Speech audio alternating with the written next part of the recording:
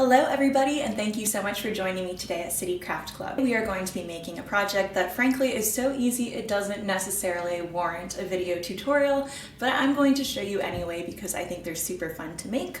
We are going to be making little wine glass charms. They make a really great customizable gift, and like I said, as you're about to see, they are super fast and easy to create.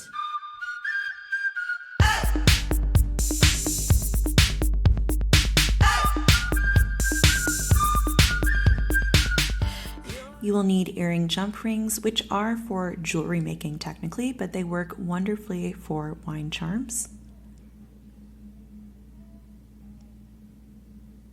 You'll also need beads. These are my charm beads. These are sort of my accent beads, if you will. I'm going to use this little smiley face for my little charm, and then you'll need more beads to go along the side, but honestly, you can use any sort of beads, any color of beads that you could possibly imagine, so this is definitely not prescriptive. You'll also need flat nose pliers. I have, as always, linked each of these materials in the video description below.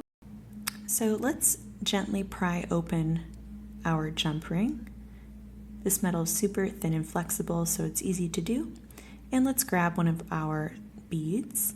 And as you can see, when I try to sort of loop it through, it gets stuck because of the angle of the metal. So this is where our flat nose pliers come in handy. We are going to use them to extremely gently, I say gently because this wire is prone to breaking because it is so thin, very gently just push the wire towards the loop such that it is straight enough for our beads to thread more easily onto. Let's try it. Et voila. From here, I'm just going to bead a few more of these gold beads on. I'll probably do about 4 on either side of my smiley face, which will be my little charm in the center.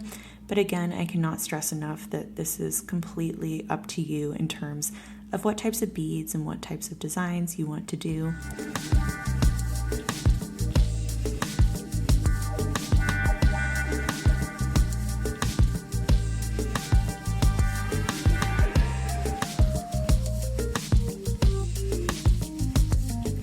Once you're done with the design, grab those pliers again, and we are going to do the same thing but in the opposite direction just so that the beads do not come flying off.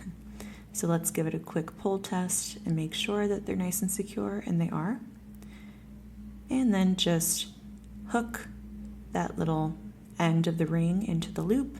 And if you need to reshape your ring, you totally can because, like I said, this is a very flexible metal.